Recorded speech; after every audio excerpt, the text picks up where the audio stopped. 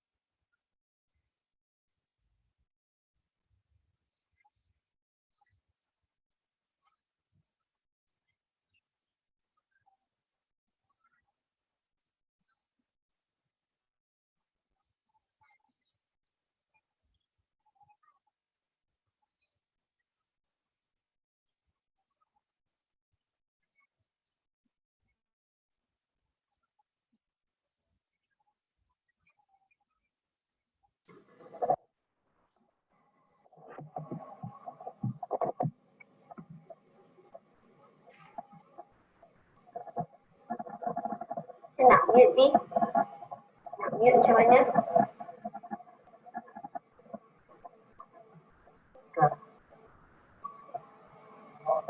Saya nak mute.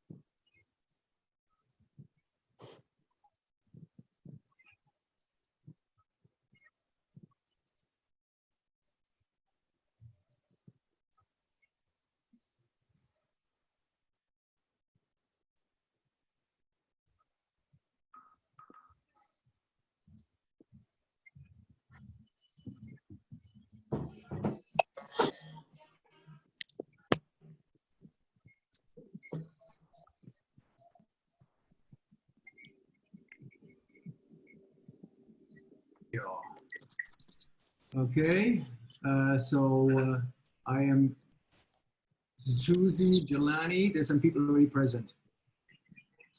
Yep. Okay, let's see, recording, start video. Yeah, that'll be me.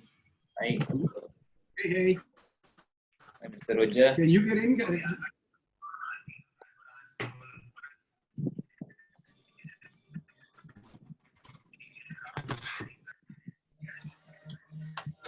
Yeah, okay, no, they're already here. Yeah, so, sorry? Yeah, okay. Good. So, did you try to get in? Gajan is online. You can see him right now. So, I mean, if need be, call Gajan and see what you can do there.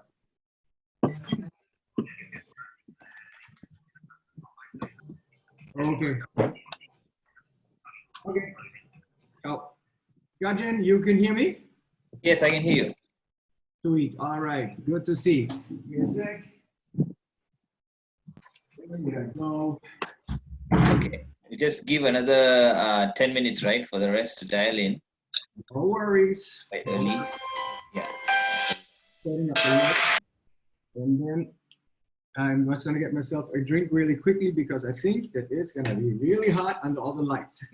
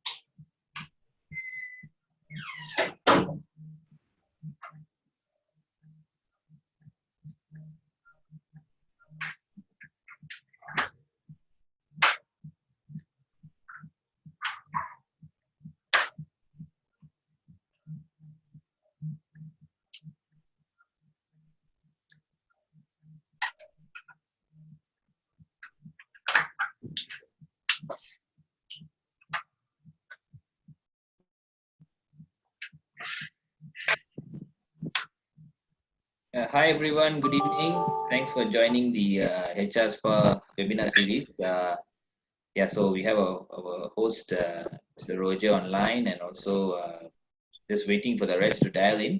So we'll be starting in about 10 minutes to be exact. Yeah, now time is 4:49.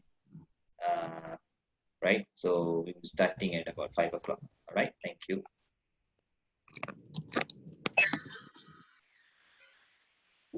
Well, there are two levels of these. One is that the public authorities indeed stopped issuing passports for people to travel outside public province, let alone outside China.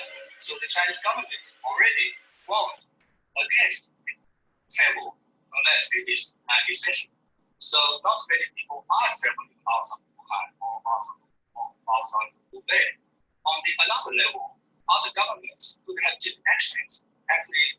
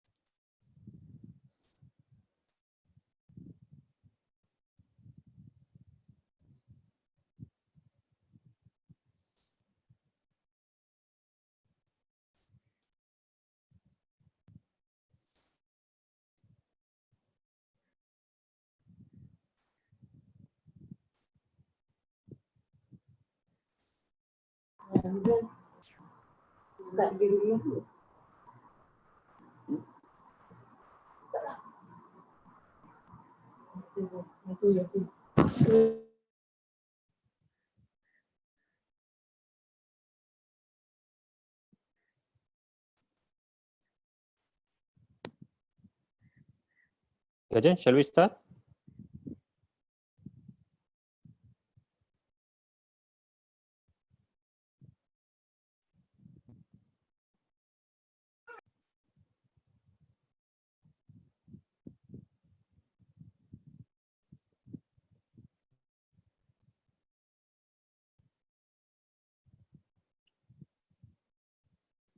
Okay.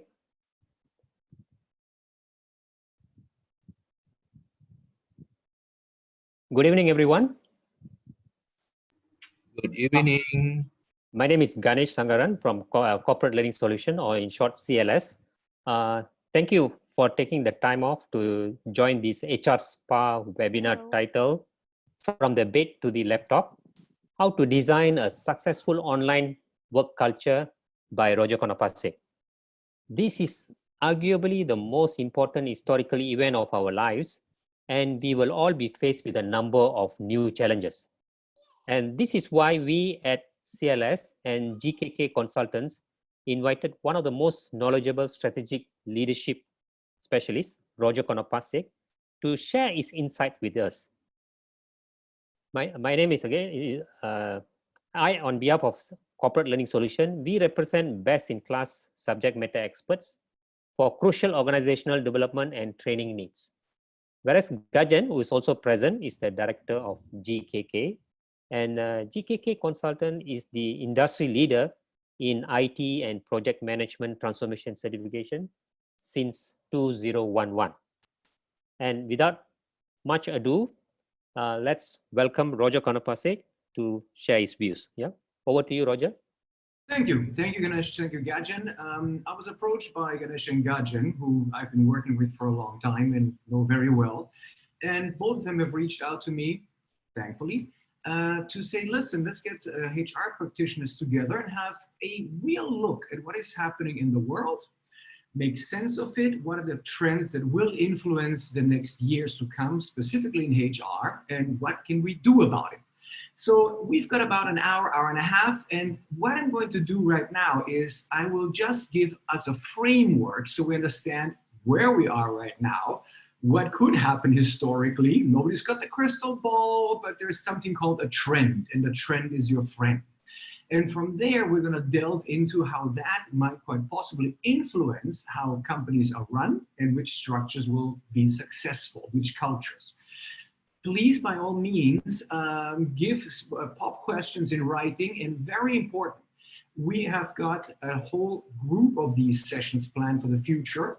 And at the end of the session, definitely say, guys, can we also talk about the following topics in the future? And I'll be more than happy to work out some solutions for you guys that will be very hands-on. Let's start at the very beginning. So right now, yes, this is a situation that none of us has been in. And one of the great things is to see that we're all dressing down a little bit, because we're literally entering a new space. Now, the first big question is, has something like this happened before? If I would talk to my grandparents, and you, most possibly to your grandparents, yes. There was something called the First World War that ended in 1918. Killed 20 million people, or 22, depending on which statistic you choose. In 1918, we had the Spanish influenza, the same thing we have right now, a pandemic that killed 50 million people.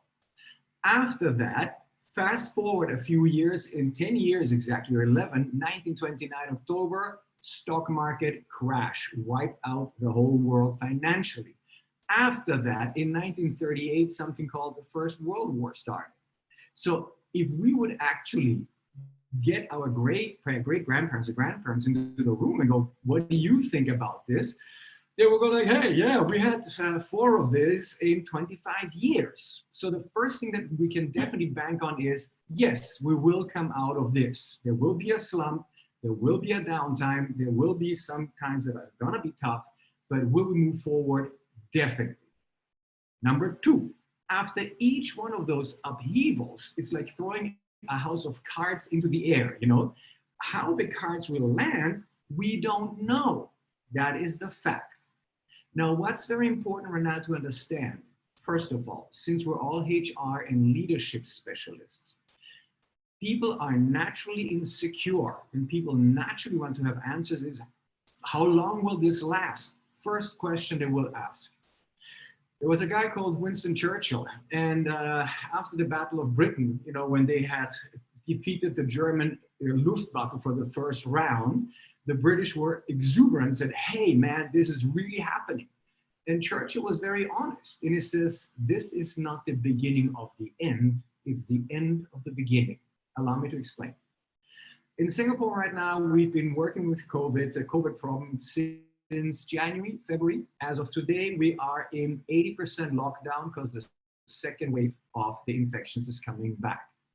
Each single country around the world is playing it their way. That means that instead of all of us being able to agree, let's lock down now and see that we can get a grip of this fast, it's not gonna happen, it's a reality. So the first thing we need to know, all of us, is that this will take quite a while. The upside is our technology is faster and better than ever before in history. That means it stands to reason that within the next 10 to 12 months, with a bit of luck, we might have some methodology called a syringe or an injection or something like that, or whichever other methodology you'll find to be able to combat this virus or to contain it. However, we must bank on 6 to 12 months of business as unusual. In that time, massive shifts will happen. So let's have a conversation about that. One of the things that has happened in 2020, and 2020 is also an expression for perfect vision. You know, when you go to the doctor and you've got 20/20 vision, they go, that's perfect vision. And by a funny coincidence, this year is called 2020, and it will give us perfect vision. What do I mean by that? This year, with all its pressures, has become like a perfect X-ray of our company health, of countries, literally health system and also economic health, of our personal economic health and wealth. This year is pushing everything to the limits. And so that means one of the most interesting things that most people find out, which has an influence in HR and leadership, that very many people have lived unsustainably, and also means that financially. That many people are now under very big financial duress, and they start looking at the spending habits and going, whoa, did I really need that vacation? Did I really need that car? Did I really need that extra expenditure? We've been living the last 20 to 30 years in a historical situation that is so new. No time in history has the whole world seen this much prosperity. No time in history, ever. But that also went hand in hand with people getting very comfortable with their spending habits and starting to overspend, because tomorrow there will be more money coming in. That will have a direct influence also on leadership and how we need to lead our HR teams. I'll come back to that later. So the next thing that we need to take for granted is, which industry are you actually in? If you're in the tourism industry, it stands to reason it's going to take quite a while to bounce back, maybe to the levels of before, maybe not. In the next 5 years, tourism will be the last thing on anybody's mind. If you're in the fashion industry, it stands to reason that you will have a very slow business cycle in the next 5 to 10 years. Why? Because obviously right now, under the duress and pressure of 2020, let's do a future view. What can we foresee?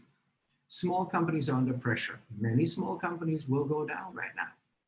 That means that in an ecosystem, when the small little creatures die out, the big creatures get under pressure and there's less money in the system, which means that we're definitely going to look down the barrel of a financial and business slowdown right now. Recession is guaranteed.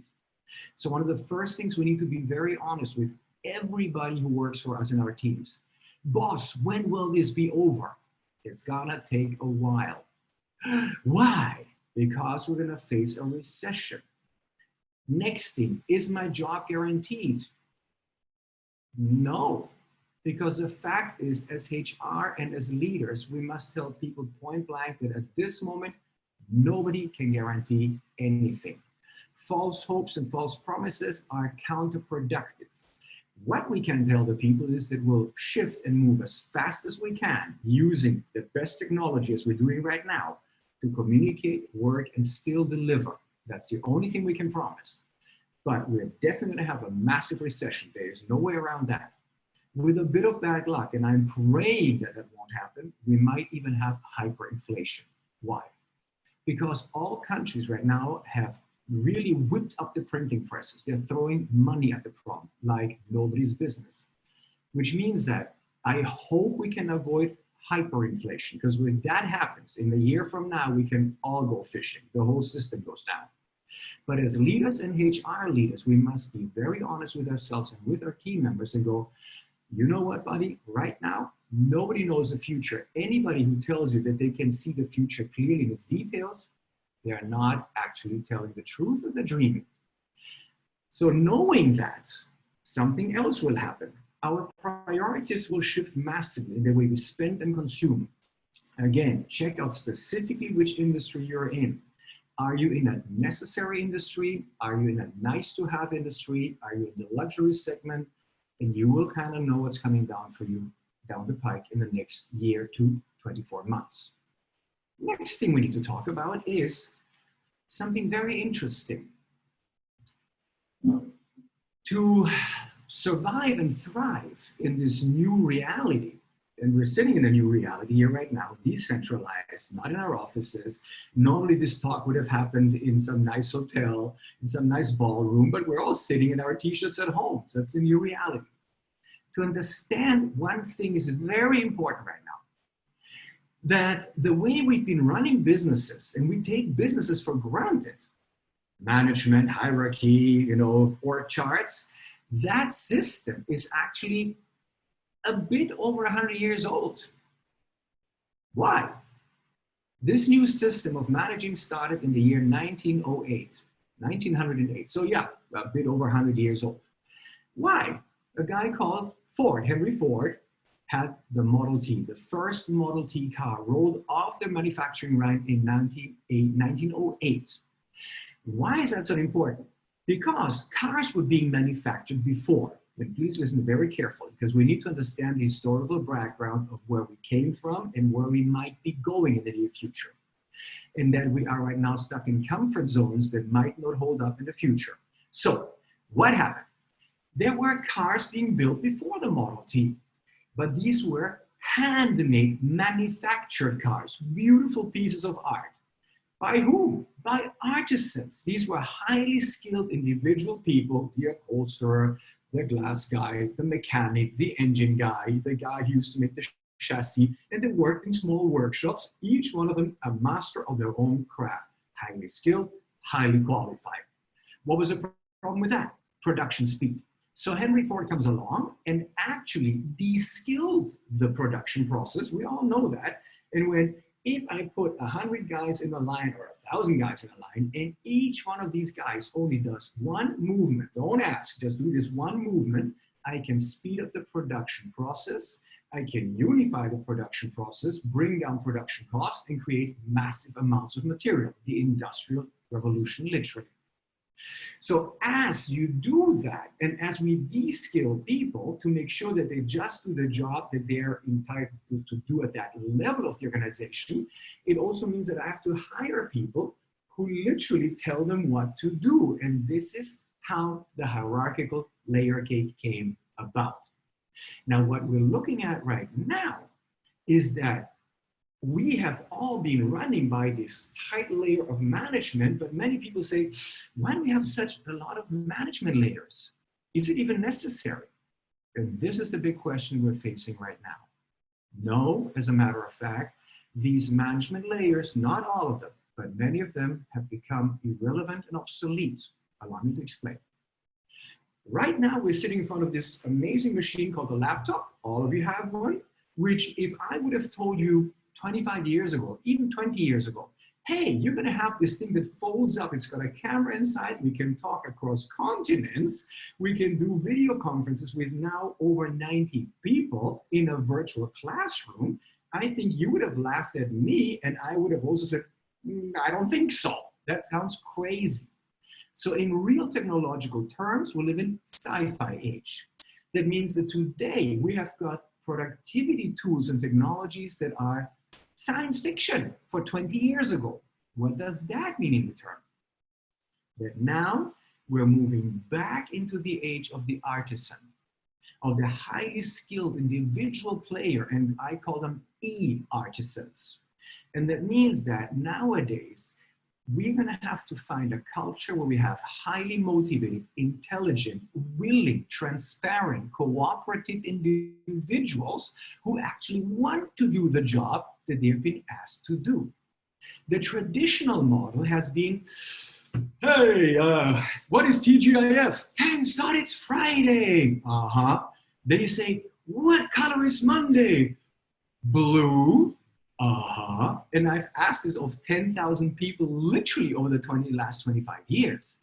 We've all been literally following the beat of the same drum. Friday super, Monday sad. Next thing is, oh, let's go and do a motivation session to Port Dixon. We all jump around, you know, we're like, hoo-hoo, you know, your company name, company, hooray. We all sound the poster. Monday morning, we're back to work and it feels blue. Whilst nowadays, when you study the modern young startups, you've got people, I'm not going to say young people, you've got people who are motivated, they understand what the company wants to do, they're willing and say, I'm interested in that. Number 3, I am bought in, I'm going to bring my best game to the table. So actually, you are paying me to bring my best intelligence and information to the table to cooperate with the team. And that is the huge difference right now that we need to address in HR and culture. 2 things will happen in the very near future. Since we have to work from home anyhow, and I trust that this will not be done by mid-April. This will drag into end April and May because the virus will start bouncing globally. And as we get used to work from home, something very interesting might happen.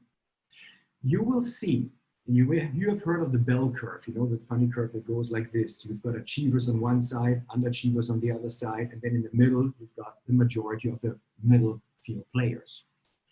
What will happen is that because we're working from home, the underachievers, be that these people are unwilling or incapable of doing the necessary job for their JD, will start shining up real fast in their inability and incapacity to deliver.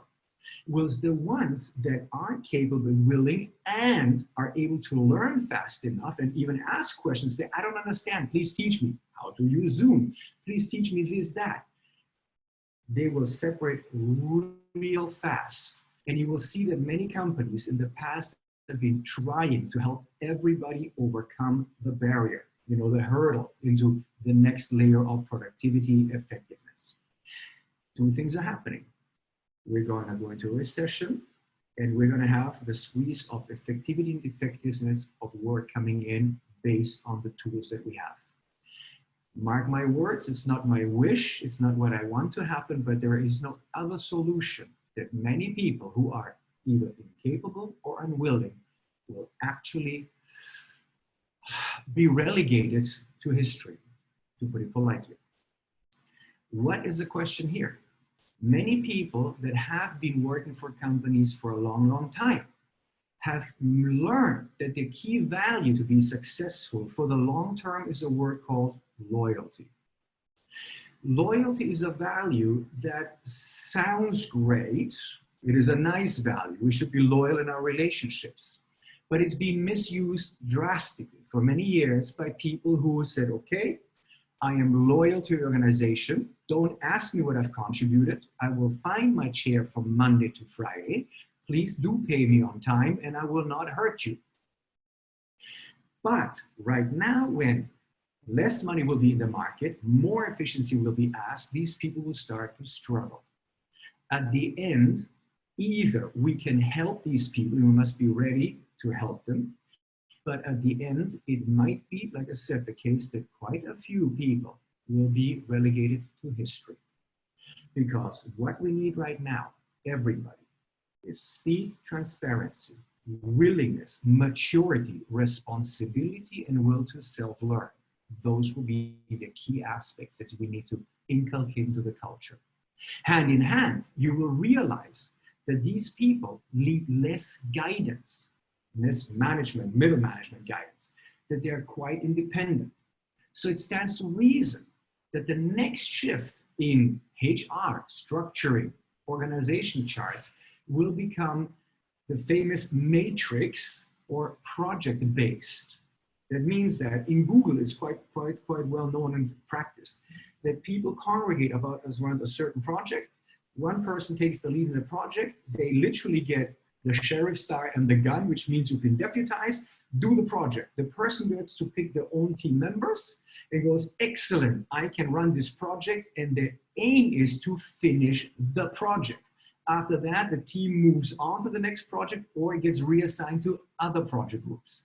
And this is why in some companies, they've got an internal market for talent.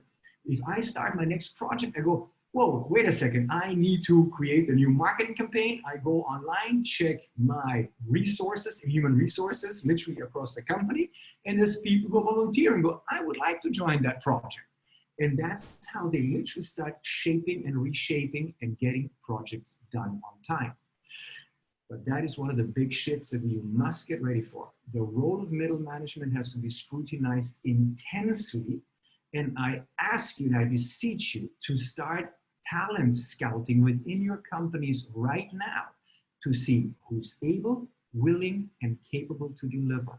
Very important. Will we do our best to train everybody up? Definitely. Is it possible that everybody will survive this in the organizations you work for? Statistically not. As sad as that makes me, but that is the harsh reality. We're going to have to face it. Now, what we can do next is that within the teams, we can sit down as HR practitioners, create conversations with them. What does it mean to be fast, transparent, mature, and hold other people responsible?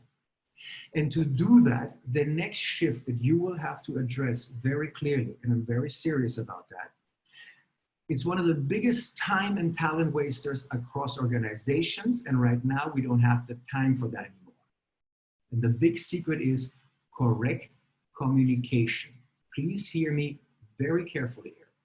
It's actually incredibly simple what I'm going to say, and at the same time, it hardly gets practiced and it chews up enormous amounts of time, creates confusion, lack of cooperation, frustration, and lack of motivation. Correct communication simply means one thing. You are in every company I've been to, in every organization, I say, hey guys, how many meetings do you have? Do you have too few, just enough, or too many? Guess what most people say? Too many. Okay. So let me ask you the next question. The meetings are too short, just long enough, too long. Too long? Wow, what a surprise. Next question. How effective are the meetings? From 0 to 10, 0, I don't know what the heck to do after the meeting. 10 means totally clear and know what I need to do, completely focused. I can take complete action now. 0 to 10, the people on average say this between 2 to 3. So this is going to be the first thing that I can ask you to do by yourselves and practice it with your teams and practice it with everybody. Correct communication will save you time, create complete clarity, commitment, and understanding, and also drive results by 10 to 20% up immediately. Here it is how it works. Communication is made up of 3 parts. Words, tonality, and body language. Those of you who know me know exactly that I'm a stickler for that. When people communicate, and now especially when we communicate via these channels, I can only see a few of you. The rest is just a black box right now. Words are only 7%. Tonality is only 38%. Body language is 55%. Number 1. Number 2, You will have to do semantic control. The semantic control means the following. When we communicate with each other, there's only one reason to do so within an organization, a part of us telling each other a joke. It is to find a solution as fast, as efficiently as possible, without wasting time, without getting frustrated, get to the truth and solve the problem. We're not here to find politics, to find guilty people, to find fault with somebody. But now, listen to this very carefully. The following words are outlawed from now on. Should, could, would, try, maybe. Why?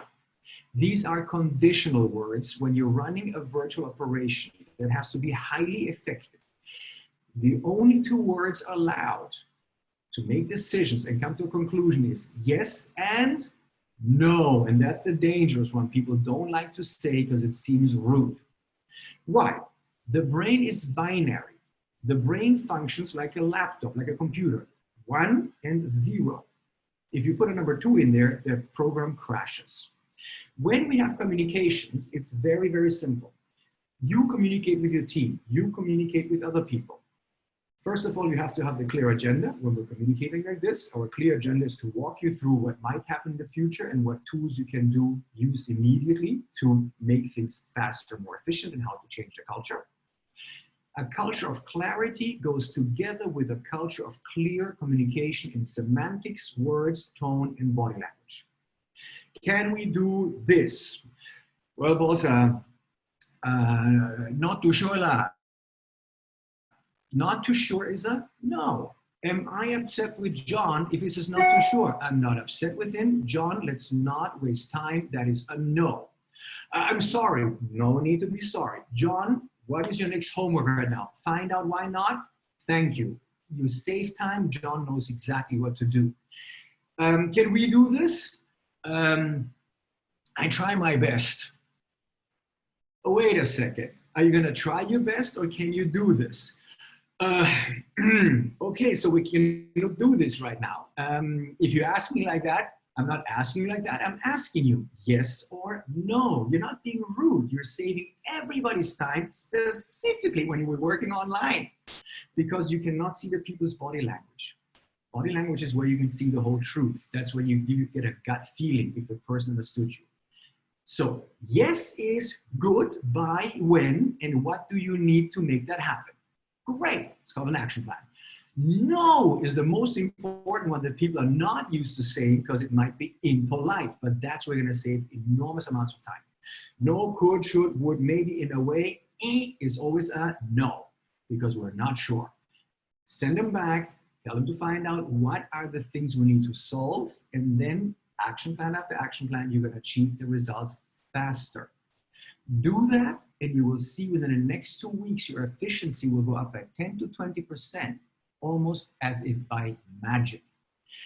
Next thing is very important. When you have a teleconference with somebody and you have to practice that and teach it to the people in the organization that is now telecommuting, because otherwise we're going to have a massive amount of demotivation, confusion, lack of literally miscommunication that will lead to demotivation. Words are only 7%. That's no, yes, very important. Go, try, could, should, wait, maybe. The next thing is tonality. Have you really understood me if I'm discussing with you and we're discussing on a project? Charlie, can you do this? Yes. Okay, short, sharp, Charlie got me. Can we do this, Charlie? Yes. Boom, gotcha. You have to start listening to tonality very intensely because, again, we're now separated by the screens and it's very impersonal. And so you have to become literally a micro listener to tone to be like, oh, right now Charlie does have a question. Charlie, what's your question? And literally learn how to ask people point blank. Charlie may have a question, clear that. Next thing is body language, and this is the hardest part because we cannot see the whole body. We literally can only see the face. And when you do that, it's very important to observe eye movements. Is the person looking up, around, down? Where are they looking? Because that is an interesting giveaway and a clue. Of course, I'm looking at the camera right now and I can just see a black screen. I cannot see you, but I'm communicating with you because I know that you can see me. But when you are in a one-on-one or 1-2-3 discussion, you can see the different faces. Observe their faces like a hawk, and you will see whether they're on board with you or not on board with you. These are the tools that you can use and literally must use right now from scratch. And you're going to see how that influences it, and also with your team. Now, the next thing that I would like to address in this way is we need something called an honest culture. Now, of course, all you're going to say, wow, I'm very honest. I mean, what are you telling me? Are you calling me a liar? Wait a second. Some of you who've known me personally have heard me say that. In life, you can only be two things, honest or polite. Let that sink in. If I'm being polite, I'm not being honest. And if I'm being honest, I cannot be polite. But I'm very mature. And this is the difference between, like I said right now, if Charlie says no, in a way, maybe, should I, could I, would I, he's being very polite because it's kind of dangerous in the old rules not to speak and say, I don't know. Boy, do I look silly. And for this right now, I'm going to call on the example of one very interesting guy called Elon Musk. Elon Musk's rule of engagement are very simple. If you go to a meeting and you sit there for longer than 5 minutes and go, I don't know what I'm doing here.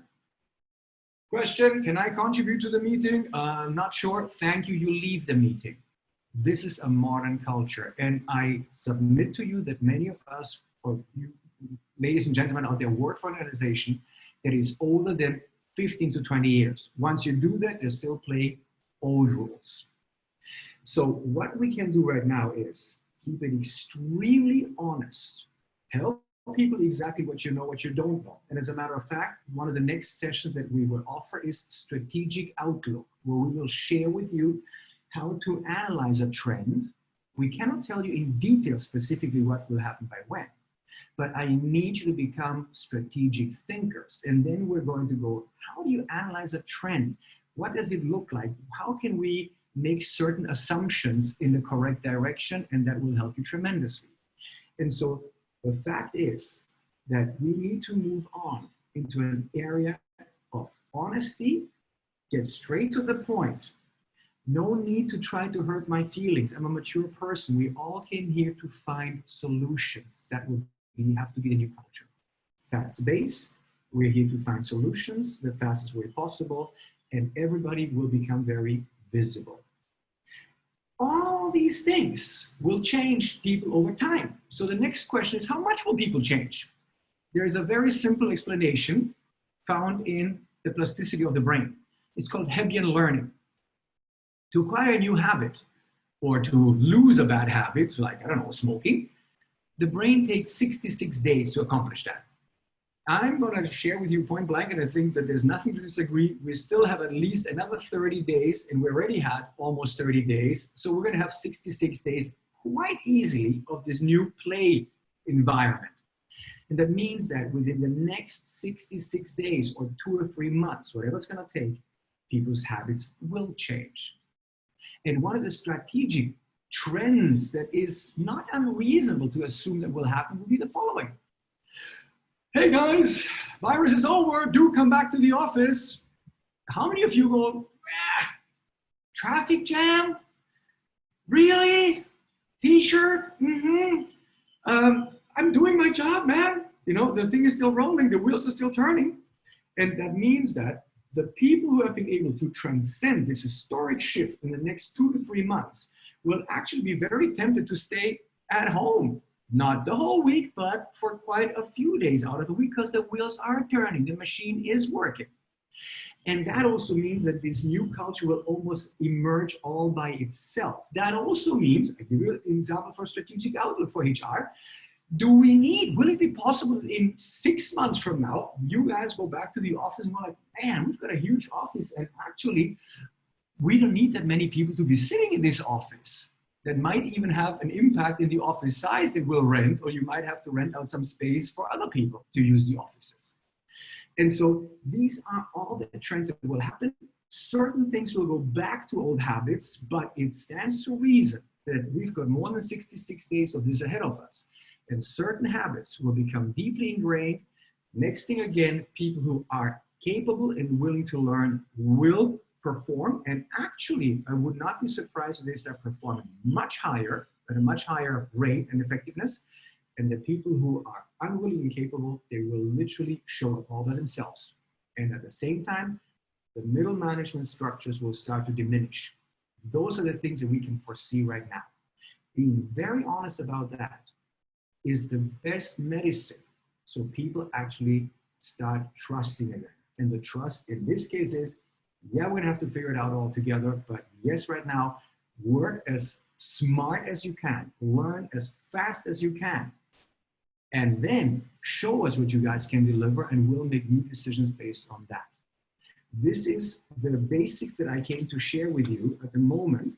And what I would like to do right now is, because I wanted to give you a big overview, so then we can start working through the next chapters the next time. Strategic mastery, communications mastery, literally talking about the corporate culture that is emerging in your companies, and analyze that and make sure that you get more insights on how to run that better. So having right now spent 35, 40 minutes creating a common foundation, I would love to hear some questions for you guys. I guess you can just type them in, and then I'll be happy to elucidate with you, because I don't want to make this just a one-way street. So Gajan, you want to guide us through? You want to switch on your camera and tell us quickly how to do this so we all know? Hello, Gajan? Hello, Gajan? I think we lost Gajan. Yeah, sorry, yeah, my line is a bit flagging, that's why. Okay, Yes. so please walk us through so everybody understands, because some of us have done Zoom, some of us has not done Zoom, and here is our master IT man. Just give us a quick guidance on how to pose those questions so everybody's on the same song sheet here. Yeah, so you can see that we have a chat box here.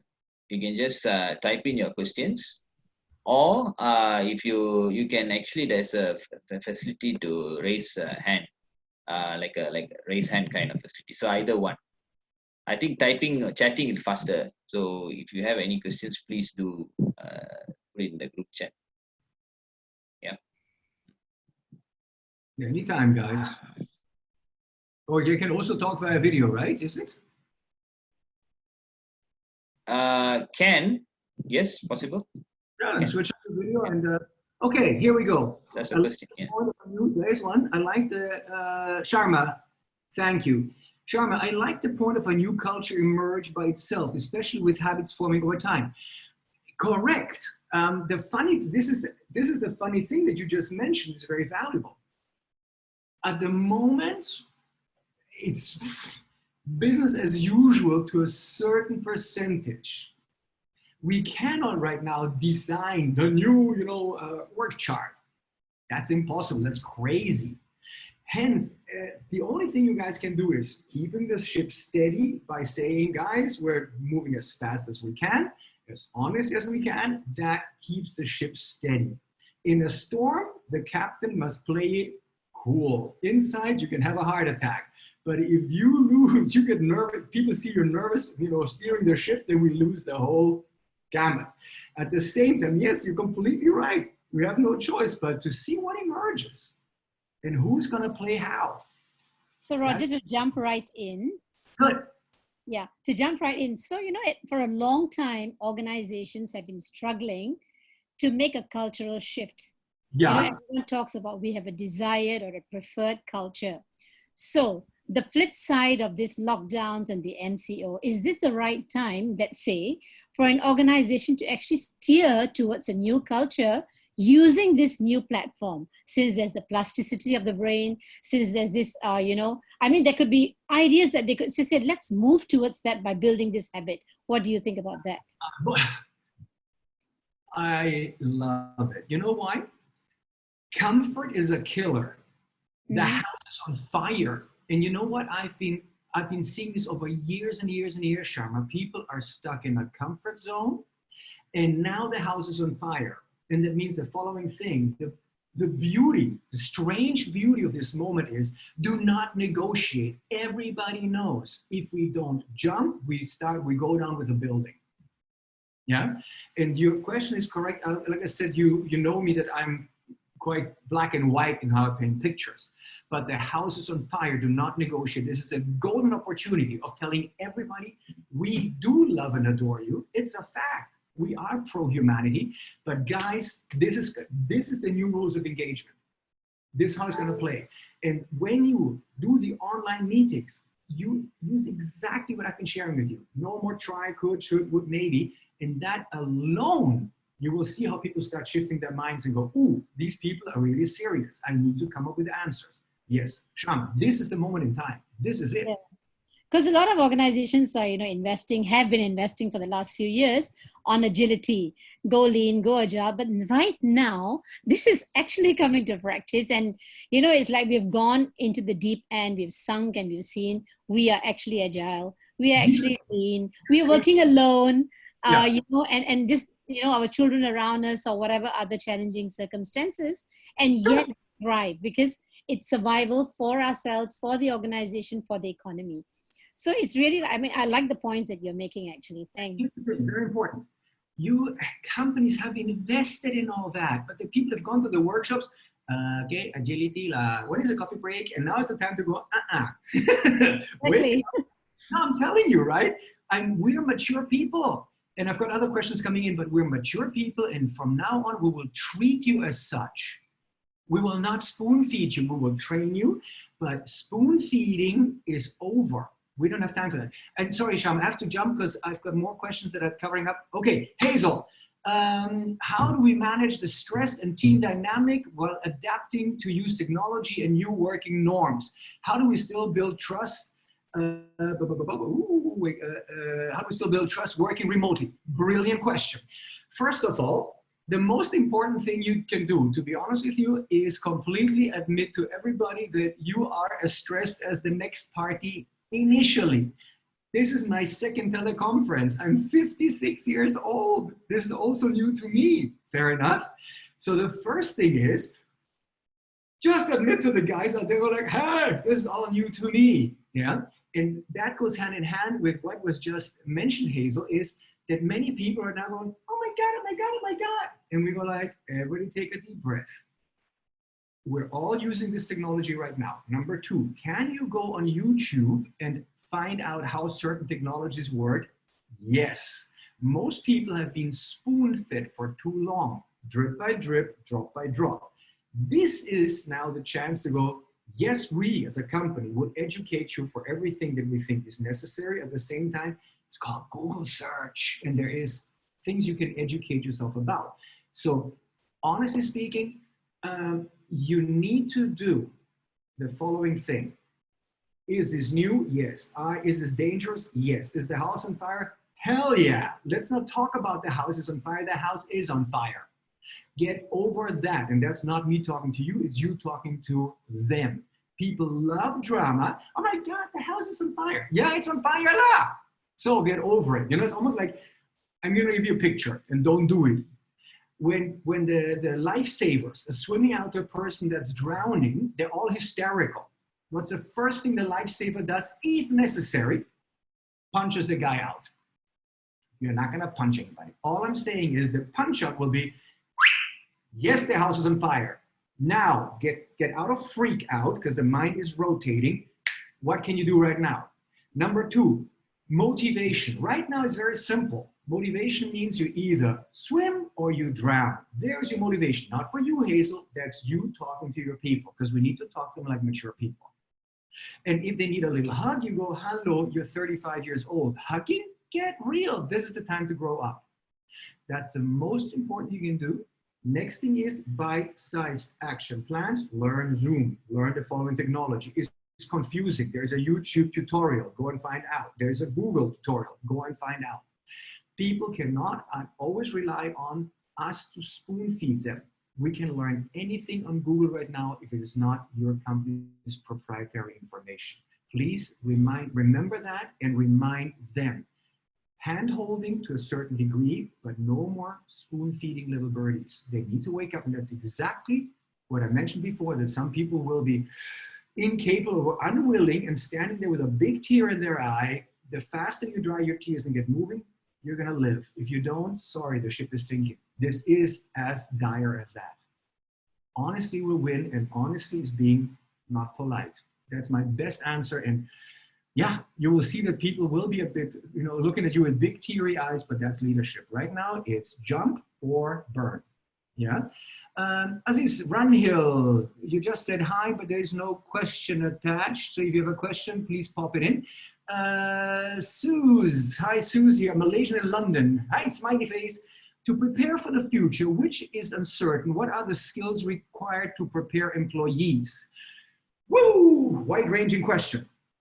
What I have done, to be honest with you, on a regular basis, sorry, it's a bit hot, so I have to pull my hairs back. It's very, very hot right now, the lamps.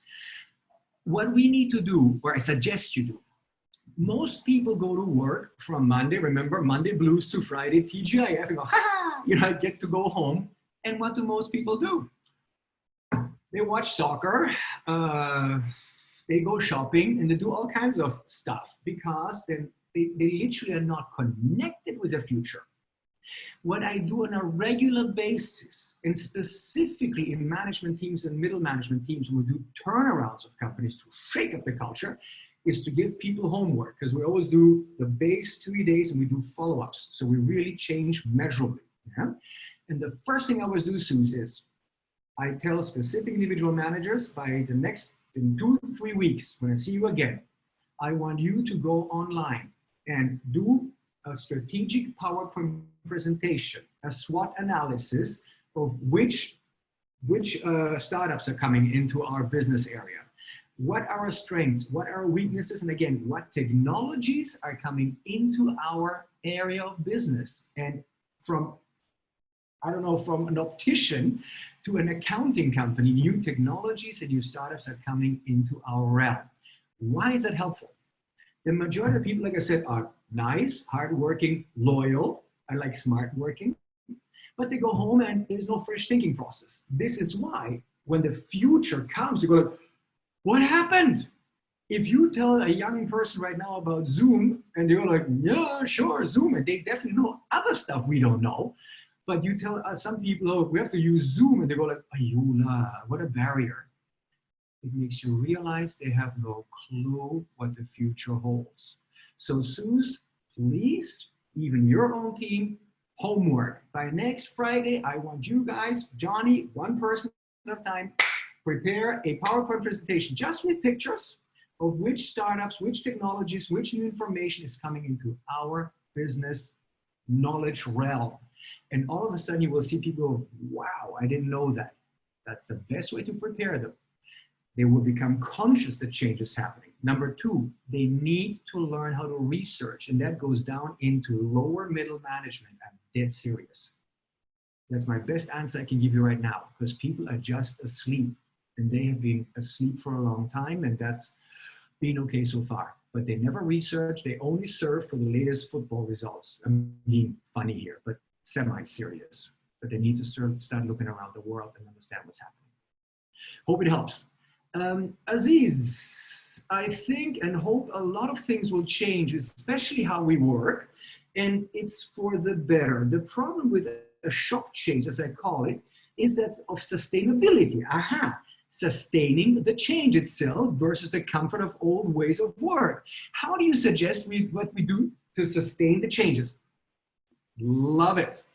First answer I already gave you is, and all of us, at the moment we have no choice but to play by these rules, right?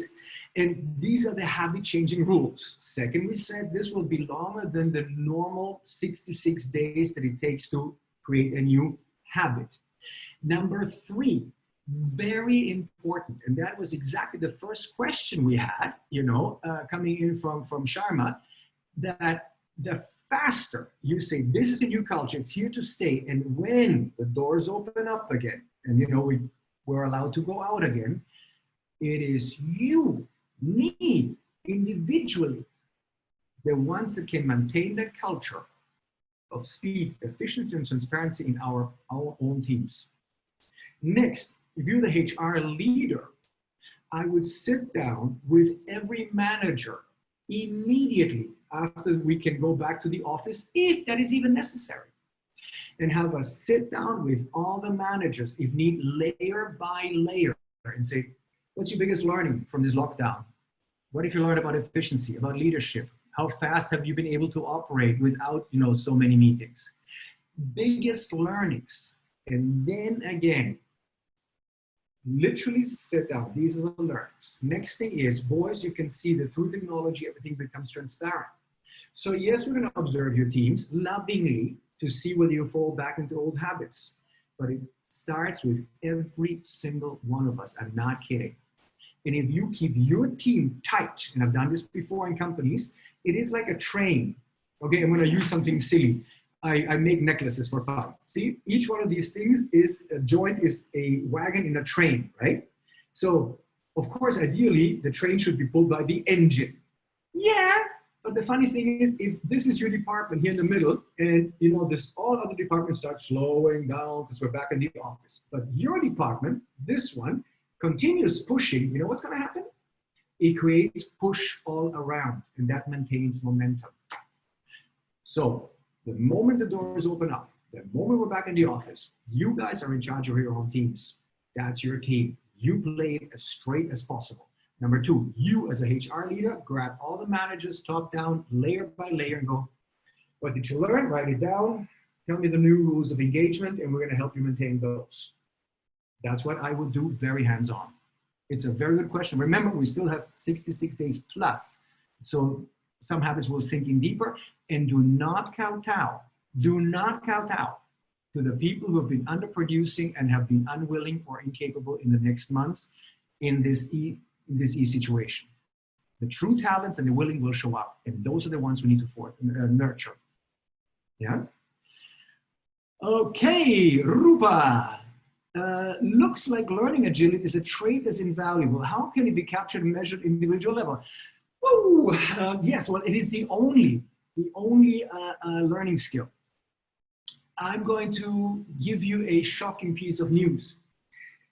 In the last 2 years, literally the last 2 years, in 2018 to 2019, because 2020 just started, humanity has created data, singular new data, equivalent to the rest of our complete history as a species, more than the last million years of Homo sapiens as a species. What does that mean? Either you learn and you love learning, or you're going to be obsolete real fast.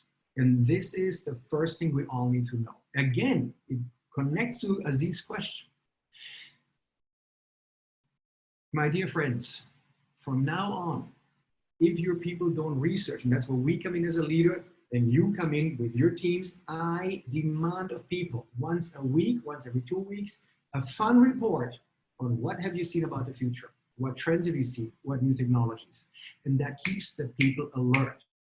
If you say learning agility, but they don't even know what to learn, then it's just a slogan. So there's the problem right now. People are, yeah, learning agility, I'm very agile. What are you learning? I don't know, I'm learning. Well, what? Learning what? Fishing? And so this is why it connects with, do you know what the future holds? Do you have any idea of what new things are emerging? Strategic thinking all along the company. That's where we're going to have a strategic thinking session in the next weeks to come with you. Please do join. How to even think strategically, how to analyze the realm of Google and global knowledge and get out specific information. That's important. And then how do you measure it? Well, how to put it to you? I think that, again, as the management layers start melting away, the individual players will start showing quite fast who's delivering and who is not delivering. The measurements that we've used so far, all the KPI measurements, are very akin or very close to what we need to do, because we needed to have the Ford model factory manufacturing model.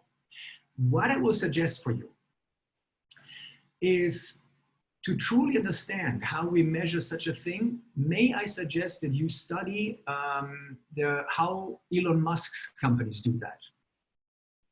Elon Musk runs the most innovative outfits, or in the top 3% globally. And they're literally changing the world with the rockets, with the tunnels, and with the cars. So they're doing something exactly like that, even though they have thousands of employees, but they keep them narrow, not narrow-minded, but narrow, fast-moving, and smart. I would suggest, because I don't want to be disingenuous right now, I also would look at him for guidance on what they do in their own HR models. I would do that, to be honest with you.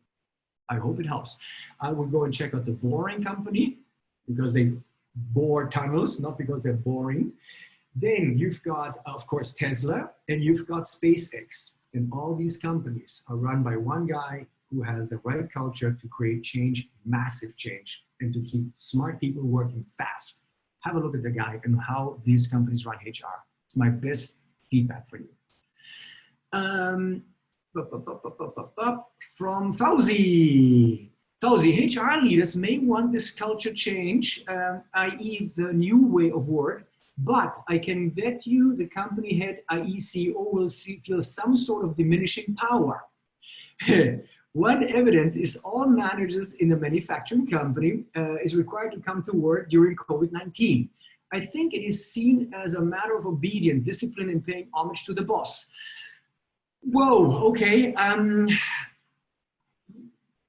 Yes, but again, you're in the manufacturing, in a manufacturing company. So if manufacturing is very physical, real manufacturing, machine manufacturing, there might be some reasons for that. So let's take the first statement. Will certain management ranks feel threatened? Absolutely. Absolutely. Now, very important. I'm going to give you a strange answer that you might like or not like, but it's going to be very honest. I think, or I know, if I was in your shoes, because you know I'm independent, I'm literally semi-retired, and I do this because it's good for my brain to have these conversations. If you look at your organization and you look at the future, technology is changing, society is changing, the recession is coming, and from that mix you go, is my company producing something that is valuable for this situation in the future? Or is this some product or service we were like, I think for the next 5 to 10 years, life will be kind of tough. Good, so that's the first level. If you go like, I don't know, what we're producing or offering is negotiable, wow, I would go and hang on for a little while and then see where I can add more value. I'm not being funny here, I'm being very honest. Number two, right now, if a company is run by an old Tauke, Laupan style guy, you know, the family, very, very old-fashioned style, or the old-fashioned power-hungry managers or bosses with a big ego, here's my simple answer. The lifetime of such a company will be counted in a few years. Because right now, everything is under such pressure that the companies who will be agile, and there comes the word agile again, to accommodate, to shift, will be the ones that make it through. Some companies are just too big to fail, like Nestle. I mean, we all need to eat. But anything smaller, like, you know, SMEs can be quite large with a few thousand people. But if they're not nimble and agile and fast enough and innovative enough, they will have a very hard time. One of my clients, no names mentioned, they do very high-end construction material in a very specific niche. No more to be mentioned. So you don't figure out who it is. That's not the point. What's one of the problems? Agile thinking. When the recession, when you know we all can go out, there will be a recession. Who will buy our products? Do we have to give a discount? Okay, if the boss is old-fashioned, no discount, we need to make full profit. Well, guess what? One offer that we're already thinking about is to say, wait a second, Are we now in this new environment? Are we actually in the construction material business, or are we in the credit business? What? Well, wait a second. So if I maintain my profit margin or I reduce it a little bit, okay, maybe the people still don't have the money to buy what I have. But if we go, hey, listen, okay, here's my material, I get it out of my production, and you can pay me back in installments, I actually have shifted into the credit business. If a old-fashioned boss goes, don't talk to me, just do your job, and is not flexible, cannot think strategically, you can count that that company will have a very hard time or maybe even go down in a fairly near future, in the next 5 to 8 years. That's my best answer. Yeah. So if you're in a company that you go, the guys are listening, great. If you're in a company where you go like, wow, this boss is really not getting the message. Yeah, I would do a decent job, get my income, but I would keep an eye wide open for opportunities out there. That's my best answer to you right now, as honest as I can. Elias, how can we actively access and manage individual performance by moving into working or mobile working remotely? Is at the end of the year, we need to reward those who perform. Very nice. Okay, that is it's a fairly easy and a fairly complicated question. First of all, how have you been gauging it so far? I do not know by which methods you've been able to gauge performance so far. I really don't know. There must be an analog way of doing that, right? And each company is slightly different. However, what has not changed and what will not change is we have boss, manager, gives instructions to, I don't know, design department, sales department, production department. These are the KPIs we need to achieve, the numbers, the goals, the targets. In production department, you've got 3 different managers. Isn't it funny that sometimes you've got 3 different managers doing the same thing with their individual teams, and one team excels, one is okay, and one might just not be that hot. It happens all the time. So the first thing is, it's actually quite measurable. Just observe the KPIs first, given to the teams. Boss's KPI or target is this, clear description. Will we have some problems with technology? Yes, there will be some learning delays. At the end of the year, how close have we come to fulfilling the target? Next thing is, if possible, benchmark how different managers are performing the same or similar job. You will see that some are going to do great. Now, the interesting thing is, those of the ones who do great or very good, more likely than not, I will trust their judgment as to how well they have done, okay? And that means also their judgment on their team members, because they're mature enough and they can really get something done under very extraordinary circumstances. That speaks highly of the leader. That means that I will then go and also have a communication with the leader, tell me why I should reward this person, okay? And they will give you good feedback. As the performance of the manager individually starts diminishing, I will listen to the manager a heck of a lot less, to be honest with you. Because I know that the manager may have some good people in his or her team, but on average, you know the performance of this individual over the last 3 to 5 years. If it looks like a duck and walks like a duck and talks like a duck, it's a duck. And so hence, that is where I would start deep diving into the teams that are not performing so well and have chats with the individuals to figure out what is really going on in that team. Because frankly speaking, the question that you have is correct, but it has to be analyzed, in my viewpoint, that way, based on the leaders. Leaders lead their team, and within the team, the performance will be higher on average or lower based on the leader. That's exactly what we talked about. Some of the managers will be found wanting because they cannot transcend this historic shift. That's where I would start, to be honest with you. That's where I would really start.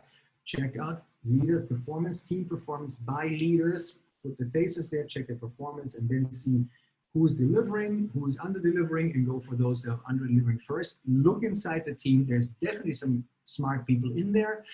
Do not say, hey, tell me what your boss lab. That's why you HR. You can kind of read these people, and then you will see what's really going on in the team. That's where I would start right now. Yeah, because this is an X-ray, and the underperformers across all hierarchies will show up real fast. I trust that helps you for now. And again, this is the first in a series of these talks that we will have. And that means the next time when you jump in, you can come back and go, hey, Raj, well, by the way, you can send me an email anytime or call me. We will share my contacts later, you know, so we can stay in conversation. And even call me, WhatsApp me, not a problem. Let's stay in touch, yeah? But I want you to start thinking about these kind of possibilities. So my answers may not be as direct as you expect them, but that's the best answers I can give you now to start studying this. Okay, so this is the contacts. Wait a second. I just have another question that came in. I just need to, sorry, can we go back to the other screen, Gaj? Sorry, Gaj. Yeah, because the question, yeah, thank you. There was another question that came in. Suze, I've watched many live webinars. This webinar is very vibrant, honest, authentic, challenging ourselves, and definitely insightful. Thank you. Well done. How can we contact you should we need further advice? Thank you very much. First of all, again, I really appreciate that. And yes, dear friends, communication, and by the way, it goes back to the motivation question. We all now have to become master communicators. And I'm telling you, train with your telephone, talk at your telephone into the camera, because of course, you know what I'm looking at? I'm looking at a green light right there. That's all I can see, right? I cannot even see the lens, but I know beside the lens, there is a camera. But if I would do this the old fashioned way, thank you for writing your question, we need to, the people will die. And that's why we all need to become master communicators and specifically use your tone to punch through, because that keeps people awake and engaged, right? Going, whoa, what is he talking about? What is she talking about? Very important. That is part of keeping the energy up in these sessions. Fair enough? And when you're having a session with the different faces, then you literally don't wait for people. You got any questions? Hey, Larry, what's your question? To break the ice. And any first question, thank you for the question, because then the rest will feel happy to contribute. I really appreciate it. So yes, there we go. These are my contacts. God, just put them up there. Guys, please take a snapshot or a screenshot, or take your phones and take a screenshot from my contacts, of my contacts. By all means, feel free to contact me. I'll give you the best knowledge I have. And if I don't know, I'm going to tell you I don't know, because this is how we play from now on. We're going to be very honest with each other. It's been an absolute pleasure. If you've got questions, I'm still here. Pop the questions. If you're happy with what we did right now, I'm very happy to. And like I said, we're going to send you the next seminar topics: strategic mastery, communications mastery. Let's talk about culture. And specifically, when we come back to talk about culture, write down every experience you've had in the next 2 weeks. Yeah. And in the next 2 weeks, you write down your experiences, and this guy said this, and this guy said that, and how is this guy acting? And then we do psychological CSI Miami, because that's what I normally do. And I can give you specific guidance because I specialize in leadership psychology. And over the last 25 years, I must have processed between 15 to 10,000 to 15,000 people, something like that. So I've seen so many cases that when you tell me about a certain case scenario, the only thing I will ask you is age, gender, a few questions, and I will tell you exactly where the people are stuck and what you can do about that. And that I'm absolutely happy to help you with, guys. So if you've got questions, Gajan, thank you for the screen. And oh, by the way, guys, send us your preferred topics also. Don't be shy. Put the topics in the comment screen, or send them to Ganesh or Gajan for us also to help you with those topics in one of the next scenarios. Gajan, can we just check if there's additional questions?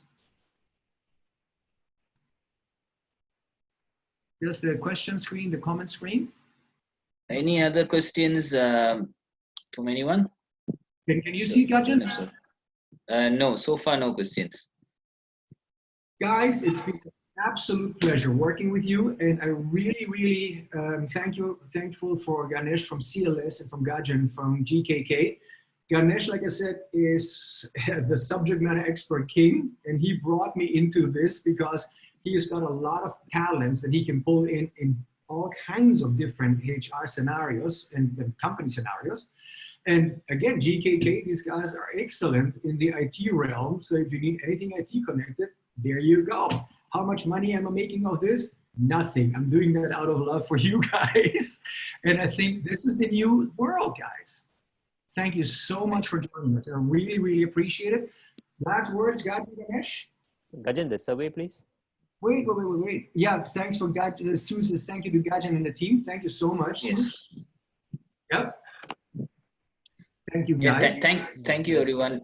Thank you, Mr. Roger and Ganesh, for this. I think, like I mentioned earlier, HR sends people in the organization for training, but when it comes to the HR development, right, they don't really get that development. Especially when I noticed there was a lot of webinars on a lot of topics, but HR, there's no specific to HR. So I really appreciate that golden time from Mr. Roger and also Mr. Ganesh to put this together. I can see the good comments. So, and like what Mr. Roger mentioned, we have another 3 good events coming up.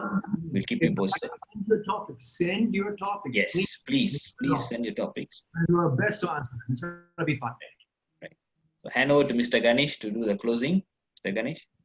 Okay, dear all, thank you for your valuable time, and we will come back to you. In the chat, there is a write-up in terms of a small survey opinion. You can also mention about the topics that you want us to cover in the future, and a couple of quick questions that you probably can answer for our own benefits. Yeah.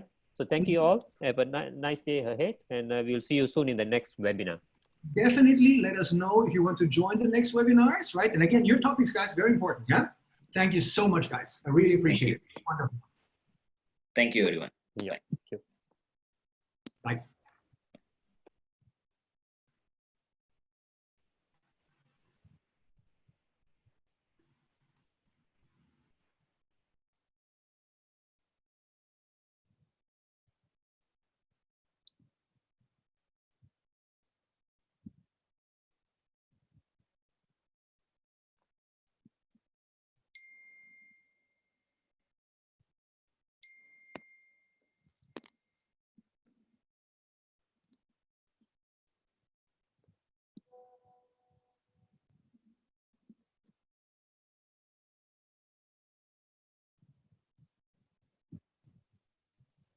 Hi, nice. Hello. Yeah, Hello. nice. This is Sina. Hi, Sina. How are you? Yeah, I'm good. It's very good. Very nice webinars, even good advice from Roger. Yeah. Thank you. Thank you. Yeah. Yeah. So I mean, you came in a bit later, right? Fine. Yes, I will join for the next webinar. Sure. Sure. No problem. I will call you over WhatsApp. Yeah. Yeah. Okay. Thanks, Sina. Okay. Thank you so much. Yes. Okay. Bye. Hey, Sharaf, hi. Thanks for coming. Can you hear me, Sharaf? Hi, Ms. Rajesh. Thanks for dialing in. You got to mute them, unmute them.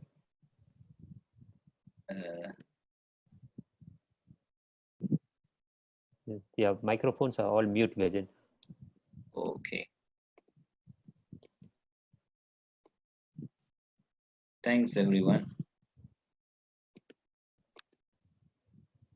Okay, we'll end the meeting. Thank you. Yeah. Take care. Bye.